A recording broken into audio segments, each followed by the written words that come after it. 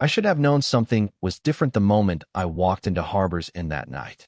The fluorescent lights had been dimmed to that amber glow that makes everything look like it's underwater, casting long shadows across empty tables and worn linoleum floors.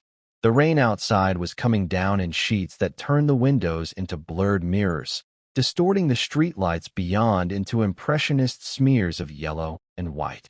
I'd chosen the back booth without thinking, drawn by instinct to the same spot where I'd sat countless times before, the one where the red vinyl seat had worn smooth from years of late-night conversations and lonely coffee drinkers like myself. The diner smelled of coffee grounds and fried onions, mixed with that faint mustiness that old buildings carry in their bones. Behind the counter, Maria was reading a paperback novel, her reading glasses perched on the end of her nose, occasionally glancing up when the bell above the door chimed to admit another refugee from the storm.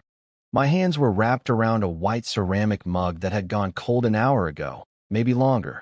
I couldn't remember the last time I'd actually taken a sip. The coffee had developed that thin film on top that happens when you let it sit too long, catching the overhead light like oil on water, but I kept holding on to it anyway, like it was an anchor keeping me tethered to something I couldn't name. The warmth had long since faded from the porcelain, leaving only the smooth, familiar weight of it between my palms. Elias sat across from me, his voice carrying that same measured cadence I remembered from years before, when we used to talk about everything and nothing in this same booth. His fingers traced absent patterns on the Formica tabletop as he spoke, and I noticed how the years had changed him in small ways, the lines around his eyes deeper now, his dark hair touched with silver at the temples. He was describing someone to me, speaking in careful, deliberate sentences about a person who had been on his mind for a long time, someone who occupied his thoughts in ways that seemed to surprise even him. I nodded and smiled at the appropriate moments, making soft sounds of encouragement, assuming I was there to listen, to be the safe friend who could offer advice about whatever complicated situation he'd found himself in. It felt familiar, this role of confidant, the same position I'd held in college when he'd talk about his latest romantic entanglement while I pushed down the strange ache in my chest that I'd never learned to name. He talked about this person's quietness, the way they moved through the world with a kind of careful consideration that most people never noticed. He described their hands, the way they held things gently, as if everything might break if not treated with the proper reverence. He mentioned their tendency to look out windows when they thought no one was watching, lost in thoughts they never shared. I found myself picturing some woman from his life in the city, someone sophisticated and elusive who had captured his attention in ways I never could, someone who understood parts of him that had always felt foreign to me. But then something shifted in the smallest pause between his words. His gaze lingered on my face just a beat too long, and when he said the word patient, his voice dropped into something softer, something that felt almost private, almost meant for me alone. The sound wrapped around me like warm air, and suddenly I couldn't quite catch my breath. There was recognition in his eyes, a kind of gentle knowing that made my pulse stutter. Outside, the rain continued its steady percussion against the glass, blurring the streetlights into watercolor smears and cutting us off from the rest of the world. The diner felt smaller somehow, like the walls had moved closer while I wasn't paying attention, creating an intimate capsule where only the two of us existed. I could hear the soft hum of the coffee machine behind the counter and the distant murmur of the television playing to an empty dining room, but these sounds seemed to come from another world entirely. The booth felt warm despite the October chill seeping through the windows, and I became hyper-aware of everything. The way Elias's fingers had stilled on the table, the slight hitch in his breathing, the way the amber light caught the flecks of gold in his brown eyes. Time seemed to have slowed, each second stretching like taffy, heavy with possibility and weighted with years of things left unsaid. I didn't understand what was happening yet, couldn't put words to the way my chest had tightened or why the air seemed thinner all of a sudden, charged with an electricity I'd only felt in dreams I tried not to remember. But something inside me had shifted, like a door opening in a room I'd kept locked for so long I'd forgotten it was there. The careful walls I'd built around certain thoughts, certain longings, began to tremble. I found myself holding my breath without knowing why, afraid that any sound I made might break whatever fragile thing was building between us in the amber light of that booth. My heart was beating so loud I was certain he could hear it over the rain, each pulse echoing in my ears like a confession I wasn't ready to make. Elias kept talking, his words washing over me like waves, describing this person's laugh, their way of listening with complete attention, their habit of running their fingers through their hair when they were thinking. And I realized with a strange mix of terror and recognition that felt like falling and flying at the same time that I was no longer listening to a story about someone else. I was listening to a story about me, but I'm getting ahead of myself. To understand why that moment in the diner felt like the ground shifting beneath my feet, you need to know who I was before Elias came back. You need to understand the careful architecture of the life I'd built, brick by brick, to keep certain truths buried so deep I'd almost convinced myself they didn't exist. I was 41 that fall, a high school history teacher at Millbrook Regional, the same school where I'd sat in these very classrooms 25 years earlier, dreaming of somewhere else. I'd never left our small coastal New England town, never even tried. After college, I drifted back like debris washing up on familiar shores, taking the teaching position that felt safe, marrying Sarah because it seemed like the next logical step, settling into a life that looked exactly like what everyone expected of me. My days had rhythm, if not purpose. The alarm at 5:45, coffee brewed by 6:15 in the same blue mug I'd had since college. I'd learned to time everything perfectly: shower, dress, breakfast eaten standing at the kitchen counter while reading yesterday's newspaper. My ties hung in careful rotation, 5 of them, each assigned to a day of the week like a uniform that never varied. Navy for Monday, burgundy for Tuesday, the gray one with tiny dots for Wednesday. It was a system that required no thought, no decision, no possibility of mistake. The apartment I'd moved into after the divorce was clean and sparse, furnished with the pieces Sarah hadn't wanted: the brown leather chair that had been my father's, a coffee table with water rings that told stories I couldn't remember, bookshelves lined with paperback novels I collected but rarely opened anymore. It felt like a waiting room, a place designed for temporary occupancy, though I'd been living there for 3 years.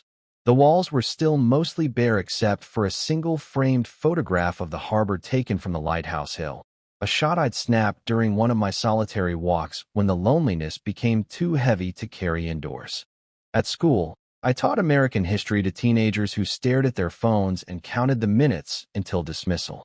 I'd stand at the front of room 214, talking about the Revolution and the Civil War and the Great Depression, trying to make the past feel alive for kids who could barely imagine a world before social media. Most days, I felt like I was speaking a language they didn't understand, describing a country that might as well have been fiction.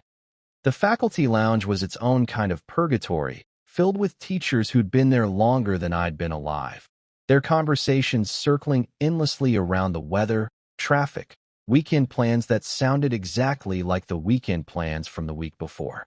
I'd sit at the corner table with my sandwich and grade papers while they debated whether it would rain or if the road construction on Route 9 would ever actually finish. These were good people, kind people, but listening to them felt like watching my future unfold in real time. The same conversations, the same complaints, the same resigned acceptance that this was what life looked like after 40. Evenings were the hardest part.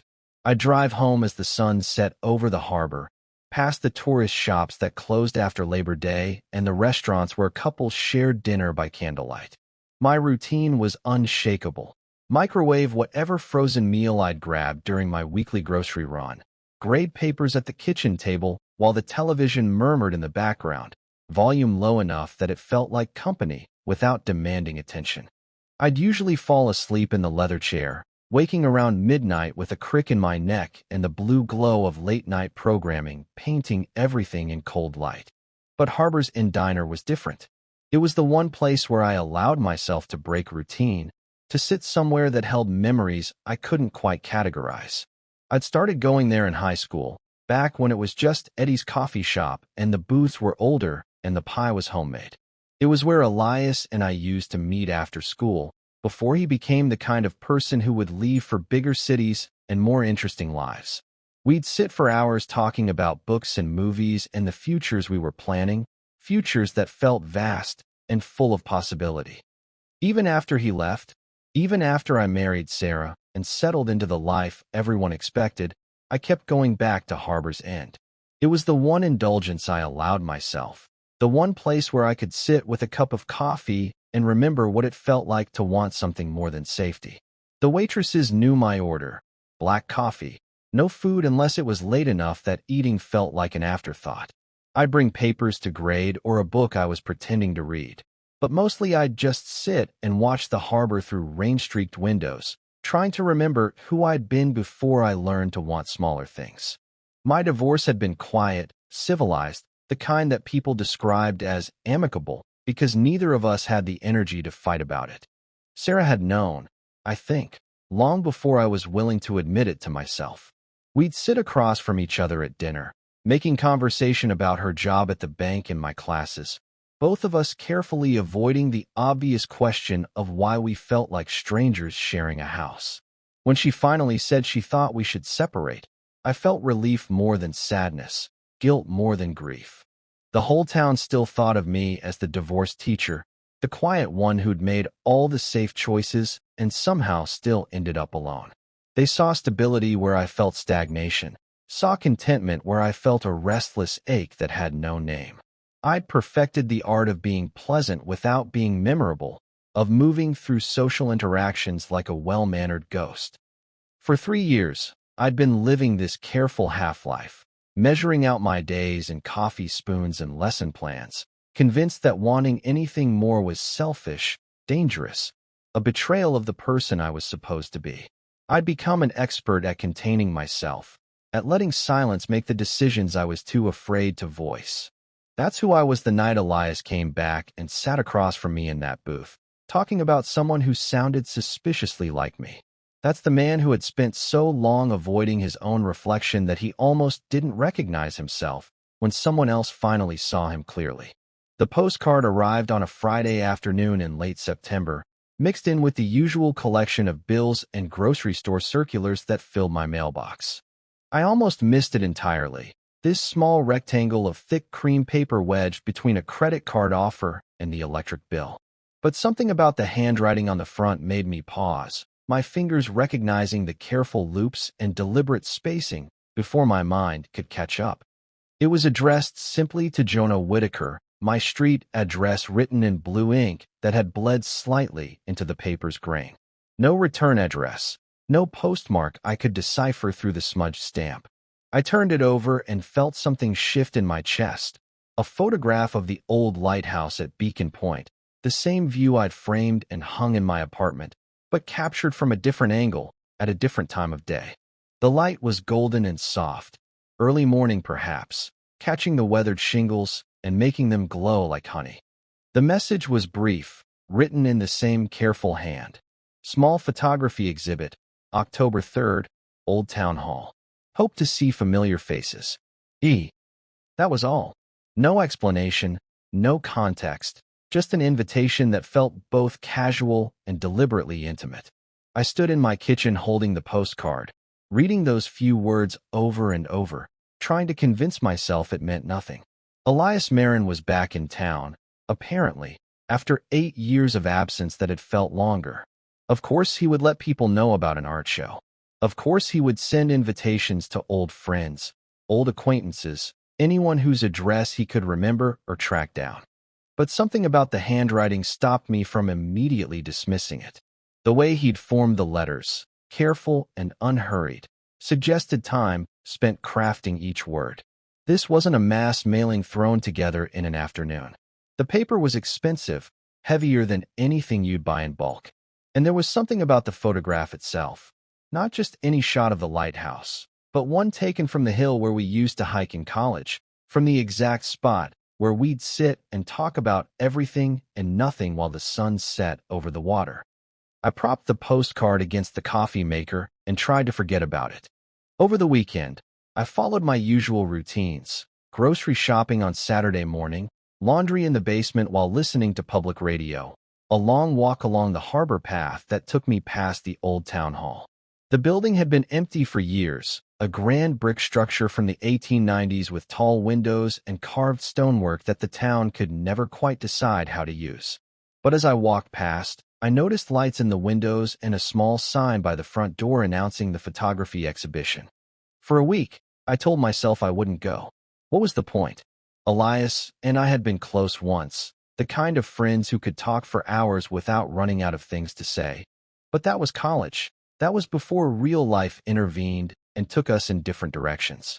He'd left for Boston first, then New York, chasing opportunities in photography and design while I stayed behind and built the quiet life I thought I wanted. We'd exchanged Christmas cards for a few years, the occasional email. But even that had faded as new relationships and responsibilities claimed our attention. By Thursday evening, I'd convinced myself the invitation was nothing more than a courtesy sent to anyone whose name appeared in his old address book. He probably didn't expect me to come, probably wouldn't even notice if I didn't. But Friday afternoon found me standing in my closet, trying to decide what to wear to an art opening, feeling ridiculous for caring about something so trivial. The old town hall had been transformed. Someone had hung track lighting from the high ceiling and painted the walls a soft white that made the space feel larger, more modern. Photographs lined the walls in careful arrangements, black and white images of urban landscapes and intimate portraits that drew me in despite my nervousness. There were maybe 30 people scattered throughout the space, holding wine glasses and speaking in the hushed tones that art openings seemed to require. I saw him before he saw me, standing near the far wall talking to a woman with silver hair and paint-stained fingers. 8 years had changed him in ways I hadn't expected. The boy-faced enthusiasm I remembered had been replaced by something more settled, more considered. His dark hair now had threads of gray at the temples, and there was a stillness in his posture that spoke of confidence earned rather than assumed. He wore a simple black sweater and dark jeans, dressed like someone who no longer needed to prove anything to anyone. When our eyes met across the room, I felt that same catch in my breathing I'd experienced countless times in college, that moment of recognition that went deeper than simple friendship. He smiled, the same smile that had once made me forget whatever I'd been about to say, and began moving toward me through the small crowd. Up close, the years were more visible, lines around his eyes that spoke of squinting into camera viewfinders and laughing at jokes I hadn't been there to hear. But his voice was exactly the same when he said my name, warm and slightly amazed, as if he couldn't quite believe I was standing there. We talked for a few minutes about the obvious things, the photographs, the unexpected use of the town hall, how strange it felt to be back after so long. I complimented his work, meaning it, struck by the way he'd captured moments of urban solitude that felt both foreign and familiar. He asked about my teaching, about whether I was still living in town, about the divorce he'd somehow heard about through the complicated network of small-town information. The conversation felt both natural and stilted, like putting on clothes that had once fit perfectly but now pinched in unexpected places. We were feeling our way back to each other, testing whether the easy intimacy we'd once shared could survive the weight of all these intervening years. Then, as I was preparing to make my excuses and leave, he said it. Would I like to get coffee sometime? Like old times? The words hung between us, deceptively casual, loaded with possibility and memory. I said yes before my mind could enumerate all the reasons why it might be dangerous, why reopening old connections rarely led anywhere good, why the careful equilibrium of my current life didn't need this kind of disruption. I said yes because something in his expression reminded me of the person I used to be, the one who believed that wanting something was reason enough to reach for it. We made plans for the following Tuesday, Harbor's Inn Diner, 7 o'clock. Nothing dramatic, nothing that couldn't be explained as simple friendship if anyone asked. Just coffee and conversation between two people who had once known each other well and were curious to see who they'd become. As I drove home that night, the postcard still propped against my coffee maker, I wondered what I'd just set in motion and whether I was brave enough to find out. That first Tuesday evening set a pattern I didn't recognize until it had already taken hold of my life. What began as a single coffee between old friends somehow evolved into a quiet rhythm. Meetings that felt both planned and inevitable, as natural as the tide returning to familiar shores. We met every Tuesday at 7, always at Harbor's End, always in the same back booth where the lighting was soft and the conversations of other diners couldn't quite reach us. At first, our talks followed safe territory, the kind of catching up that old friends do when they're feeling their way back to each other across years of separation. Elias told me about his photography business in New York, the small gallery where his work had been featured, the freelance assignments that took him to places I'd only seen in magazines. I shared updates about former classmates, teachers who'd retired, the ways our small town had changed in his absence. We talked about his mother, who still lived in the house on Maple Street where he'd grown up, and how strange it felt to sleep in his childhood bedroom again after years of city apartments.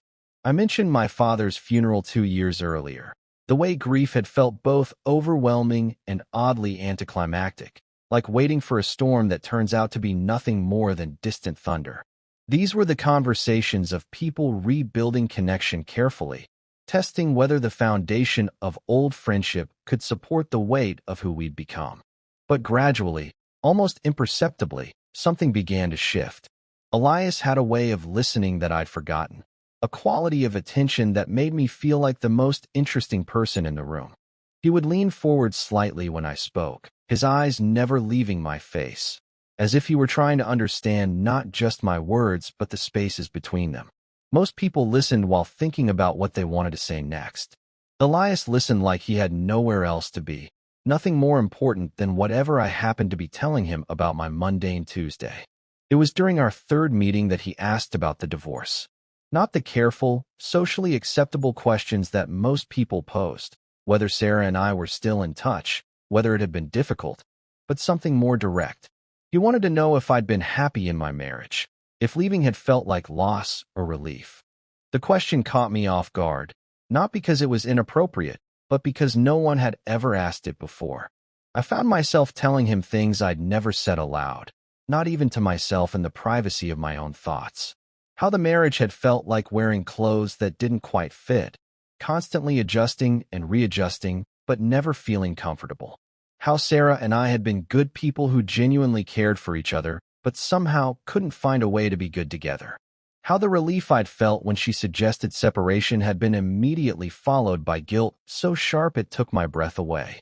Elias nodded as if these confessions made perfect sense, as if the complicated arithmetic of failed relationships was something he understood without judgment.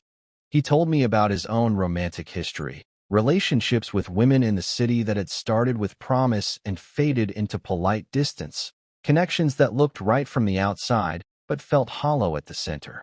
He talked about loneliness in a way that surprised me, admitting that being surrounded by 8 million people had somehow made him feel more isolated than he'd ever felt in our small town. The conversations began to take on a different quality, more honest and searching than anything I'd experienced in years. Elias asked about my teaching, whether I found it fulfilling or just familiar. He wanted to know what I'd wanted to be at 20, what dreams I'd carried that had somehow gotten lost in the practical business of building a respectable life. These weren't questions designed to make conversation. They felt like archaeology, careful excavation of parts of myself I'd buried so deep I'd almost forgotten they existed. I told him about the novel I'd started writing in college, 3 chapters about a man who leaves his small town for adventure and never quite finds his way back. How I'd abandoned it not because I'd lost interest, but because finishing it would have meant admitting I wanted things I didn't know how to ask for. I described the restlessness that had followed me through my 20s and 30s, the sense that I was living someone else's life in someone else's skin, waiting for permission to want something different. Elias shared his own stories of displacement, years in the city that had taught him success and sophistication but had never quite felt like home. He talked about gallery openings where he'd stand surrounded by people discussing his work while feeling like an observer of his own life. About relationships that had looked perfect on paper but had left him feeling more alone than ever. about the way loneliness could follow you anywhere, regardless of how full your calendar was or how many people knew your name. There was something in the way he spoke about these experiences that made me listen differently, as if he were describing not just his own life, but a condition we shared, a kind of exile from ourselves that neither of us had known how to name. The air between us began to carry a different charge, thick with recognition and possibility. By our fifth meeting, I realized I was thinking about our conversations during the week, replaying things he'd said and planning things I wanted to tell him. I'd catch myself looking forward to Tuesday with an anticipation that felt both exciting and dangerous.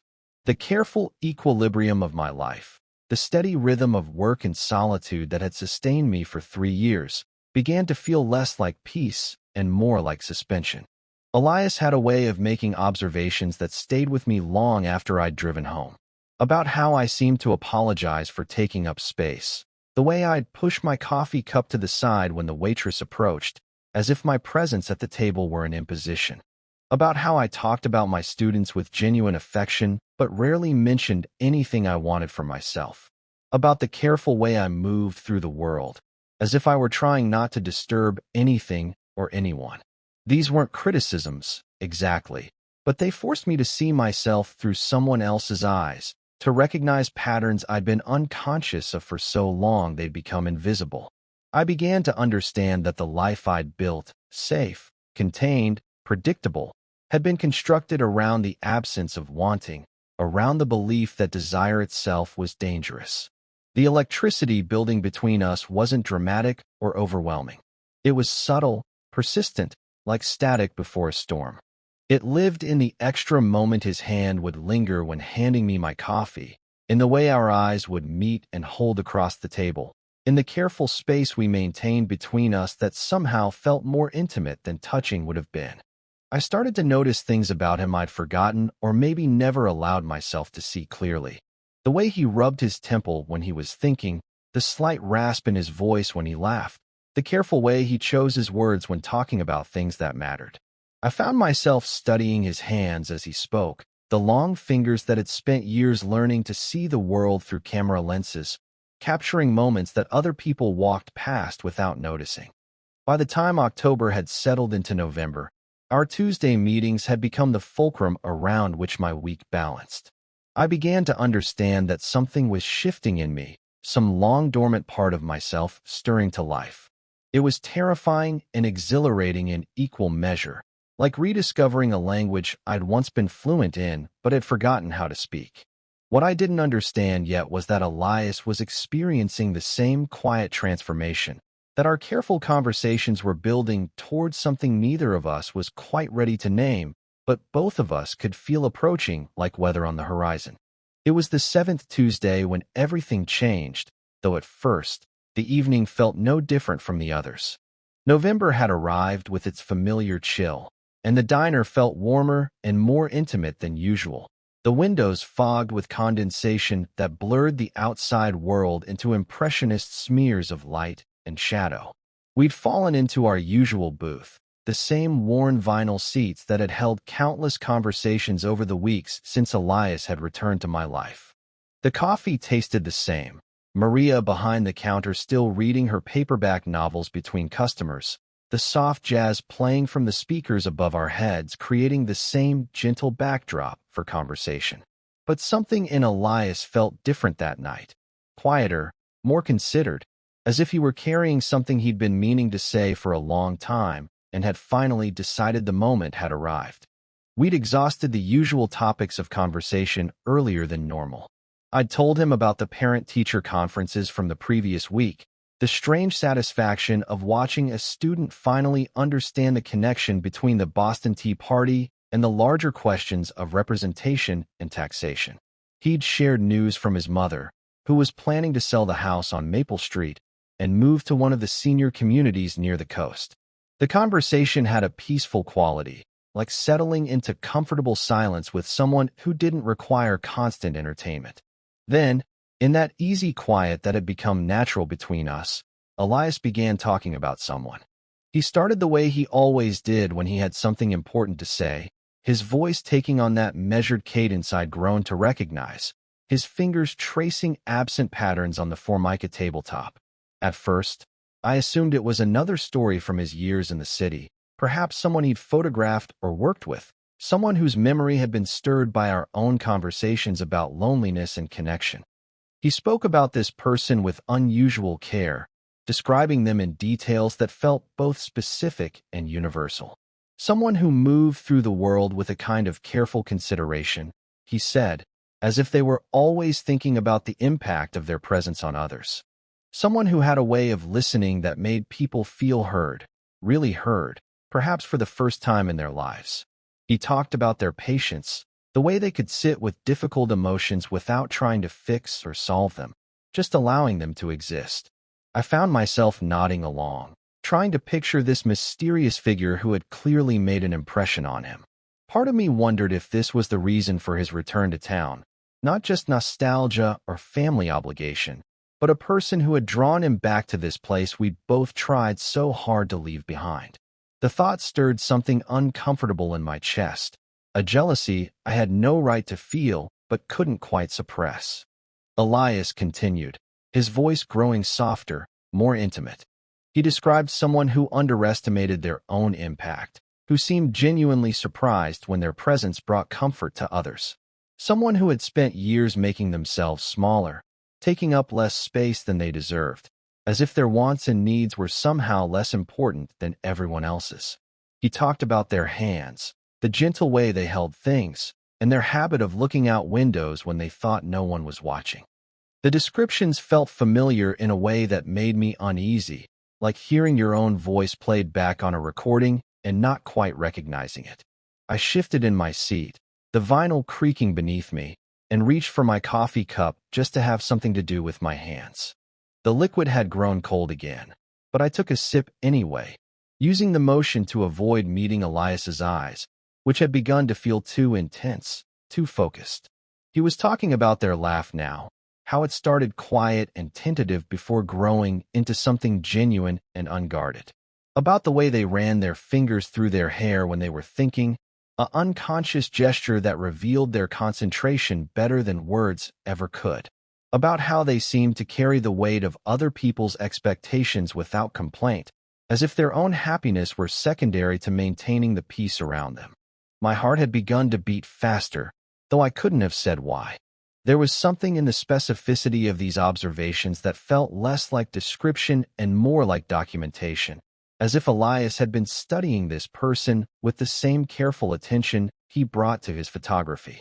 The way he spoke suggested not casual acquaintance, but deep familiarity, the kind that comes from watching someone closely over time. Then he said something that made my breath catch. He talked about how this person seemed to apologize for taking up space, the way they would move their coffee cup aside when the waitress approached, as if their presence at the table were an imposition.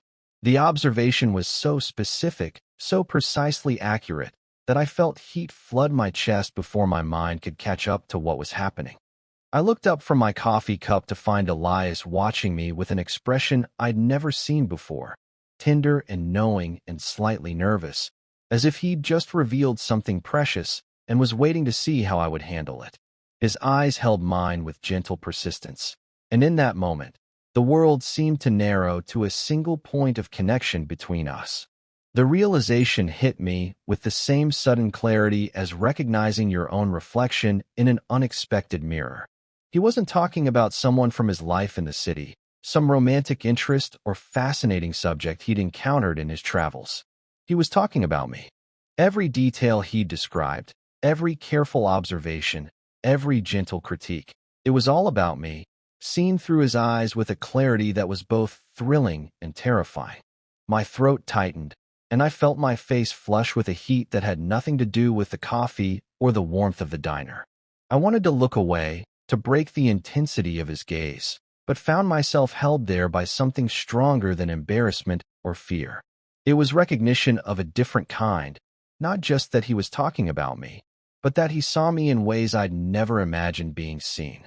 The air between us had become charged with possibility and weighted with years of things left unsaid.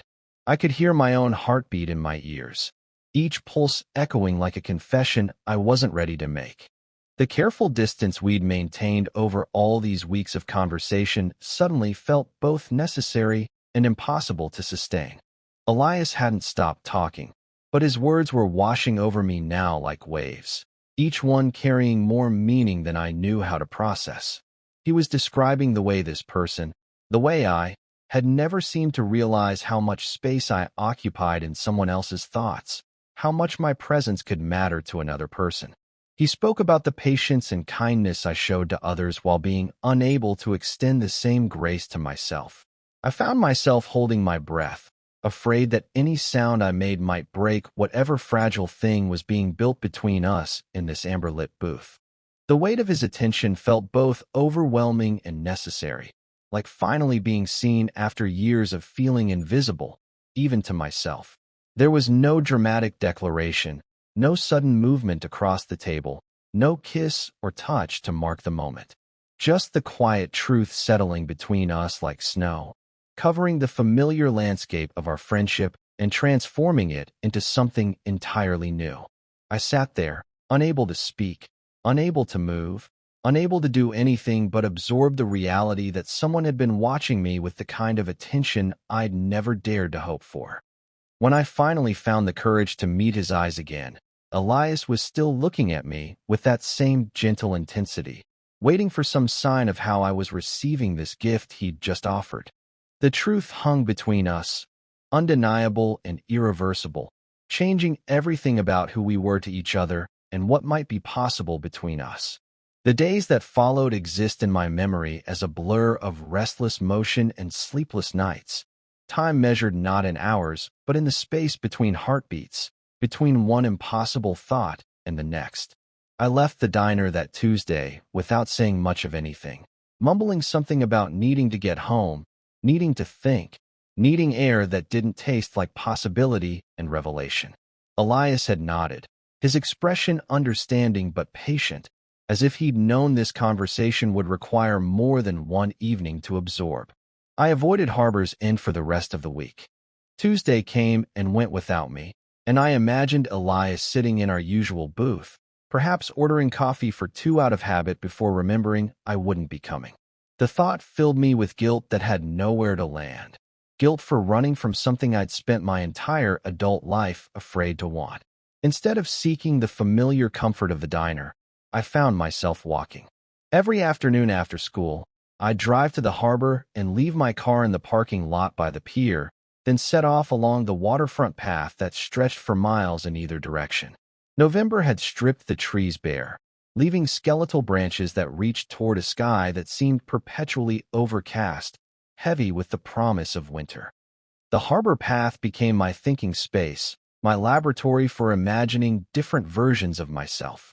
I'd walk past the tourist shops shuttered for the season, past the lobster boats bobbing at their moorings, past the lighthouse that had appeared on Elias's postcard all those weeks ago. With each step, I tried to envision what it would mean to say yes to what he'd offered, not just to him, but to the person I might be if I stopped apologizing for taking up space in the world. The terror wasn't about Elias specifically.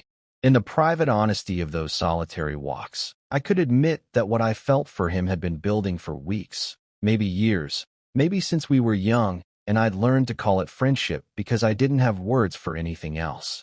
The fear was about dismantling the careful architecture of the life I'd built, the identity I'd constructed around being the quiet teacher, the divorced man who tried marriage and found it wanting, the person who wanted smaller, safer things.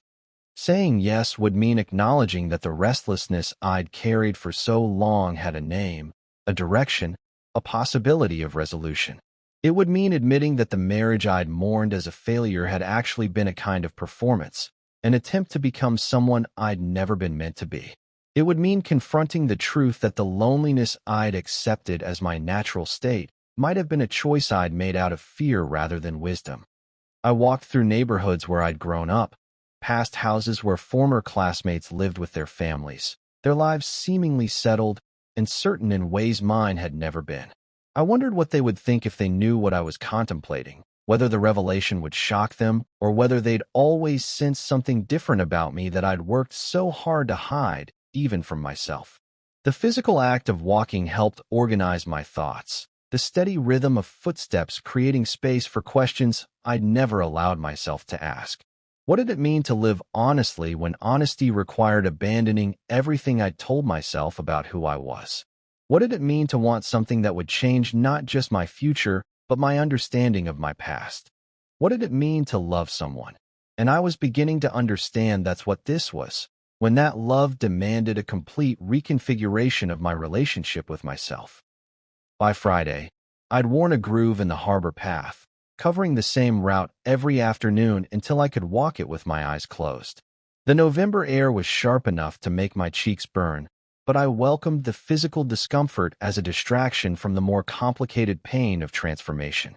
I was 41 years old, too old to be discovering fundamental truths about my nature, too old to be rewriting the story I'd been telling myself for decades. But age, I was learning, had nothing to do with the capacity for change. If anything, the weight of all those years made the possibility of authenticity feel more urgent, not less. How much more time was I willing to spend living as someone else? How many more mornings could I wake up in that apartment that felt like a waiting room, going through motions that no longer held any meaning? Saturday evening found me standing at my kitchen window, watching rain streak the glass and thinking about Elias sitting alone in the diner, wondering if I would ever find the courage to show up again. The guilt was becoming unbearable, but not more unbearable than the fear of what showing up would mean. That's when I saw him. He was standing across the street from my apartment building, hands deep in the pockets of a dark jacket, rain beating on his shoulders and catching the light from the street lamp above. He wasn't looking up at my window or making any move toward the front door. He was just standing there, solid and patient, like a lighthouse in a storm. I watched him for several minutes, my heart doing complicated things in my chest. He wasn't demanding anything, wasn't pressuring or pleading. He was simply present, offering his presence as a kind of answer to the questions I'd been carrying all week. The sight of him there, willing to stand in the rain without certainty that I would even notice him, cracked something open in me that I'd been holding closed for so long I'd forgotten it could open. I grabbed my jacket and went downstairs. When I stepped out of the building, he looked up with that same gentle expression he'd worn in the diner, as if my appearance was hoped for but not assumed. The rain had darkened his hair and made it curl slightly at the edges, giving him a vulnerability that made my throat tighten. "I'm not going anywhere," he said simply, and the words carried more weight than any declaration of love could have. They were a promise and a permission rolled into one, an acknowledgement that whatever decision I made would be mine alone, but that he would be there regardless. I invited him upstairs. My apartment looked different with him in it, smaller but somehow more real, as if his presence had given it a purpose it had been lacking. We sat in my living room with mugs of tea, the lamp in the corner casting everything in warm yellow light while the rain continued its percussion against the windows. We talked until the sky began to lighten, not about love or labels or what we might call ourselves if we chose to move forward. Instead, we talked about fear, about the stories we'd been telling ourselves about who we were supposed to be, about the exhaustion of performing lives that didn't fit. We talked about what it meant to stop running from the parts of ourselves we'd been taught to hide, about what it might cost and what it might be worth. Elias spoke about the years he'd spent in the city trying to convince himself that geographic distance could resolve internal conflicts, how he'd dated women he genuinely cared for while knowing something essential was missing. I told him about the way I'd approached my marriage like a job I was determined to excel at, even when success felt like failure and failure felt like relief. As the darkness outside gave way to gray dawn, I began to understand that the choice before me wasn't really about Elias at all. It was about whether I was willing to stop living as an editor of my own life, cutting out the parts that didn't fit the story I thought I was supposed to be telling. By the time the sun rose over the harbor, painting my living room in shades of gold and amber, I had made my decision. Not with words or promises or dramatic gestures, but with the simple acknowledgement that I was tired of running from myself, tired of wanting smaller things than my heart could hold. We were still talking when Tuesday came around again. 3 weeks later, I walked into Harbor's End on a Tuesday morning instead of evening, arriving early enough to catch the last of the breakfast crowd filtering out into the gray December day. The diner looked different in morning light, softer somehow, less dramatic than it had during our evening meetings, but no less familiar. The same worn linoleum, the same vinyl booths, the same gentle hum of conversation and coffee brewing that had provided the soundtrack to so many conversations I'd thought were about friendship, but now understood had been about something much more complicated. Elias was already there, sitting in our usual booth with 2 white ceramic mugs waiting on the table between us. He looked up when the bell above the door announced my arrival, and his smile carried 3 weeks' worth of patient hope that I would eventually find my way back to this place, to him, to the conversation we'd started but hadn't quite finished. I slid into the seat across from him, the vinyl creaking in that familiar way, and wrapped my hands around the coffee mug without hesitation. The ceramic was warm between my palms, and the coffee was exactly the way I liked it, black, strong enough to taste like intention rather than habit. He'd remembered, of course. In those weeks of absence, he'd been paying attention to details I hadn't even noticed about myself. For the first time in all our months of meeting here, I didn't look away when our eyes met. I held his gaze steadily, letting him see whatever he needed to see in my expression, the decision I'd made, the person I was choosing to become, the end of my long apprenticeship in hiding from myself. There was no dramatic announcement, no speech about courage or authenticity or love, just the quiet certainty of a man who had finally decided to stay where he once would have fled. Outside, morning light was hitting the rain-slick street, turning the asphalt silver and making the whole world look newly washed, ready for whatever came next. The view through the diner window reminded me of those photographs in Elias's exhibition, the way he could find beauty in ordinary moments by paying attention to the light, to the angle, to the things most people walked past without seeing. We sat in comfortable silence for several minutes, drinking our coffee and watching the town wake up around us. A few early shoppers hurried past with their heads down against the December chill. Maria moved between tables, refilling coffee cups and clearing away the remnants of breakfast conversations. The radio behind the counter played something soft and instrumental that filled the spaces between our words without demanding attention. When I finally spoke, it was to tell him about the conversation I'd had with my principal the day before, how I'd requested a sabbatical for the spring semester to figure out what came next. Not just in terms of work, but in terms of the life I wanted to build instead of the one I'd been maintaining.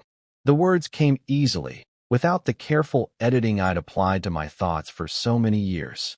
Elias listened the way he always did, with complete attention, occasionally nodding, but mostly just receiving whatever I chose to share. He told me about the phone call he'd had with his mother, how he'd decided to stay in town through the winter instead of returning to New York, about the house on Maple Street that would need someone to care for it while she made her transition to the senior community, about the darkroom he was setting up in the basement, the return to film photography that felt like coming home to something he'd lost without realizing it. Neither of us spoke about what we meant to each other now, what we might become, what the future held. Those conversations would come later, in their own time, when we'd learned to navigate this new territory we'd discovered between friendship and something larger. For now, it was enough to sit together without pretense, without the careful distance we'd maintained for so long, without the fear that wanting something might cost us everything. The silence that settled between us was different from any we'd shared before, not the absence of words, but the presence of understanding. It spoke of early mornings yet to come, of conversations that would range across territory we'd only begun to explore, of a life lived openly instead of edited for public consumption.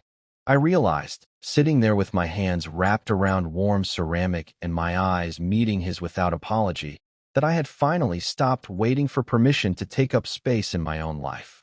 The careful architecture of containment I'd built over decades was giving way to something more honest, more spacious, more willing to accommodate the full range of what it meant to be human. When we finally left the diner, walking out together into the silver light of that December morning, I felt like someone I'd been trying to become for 41 years, and had only just learned how to be.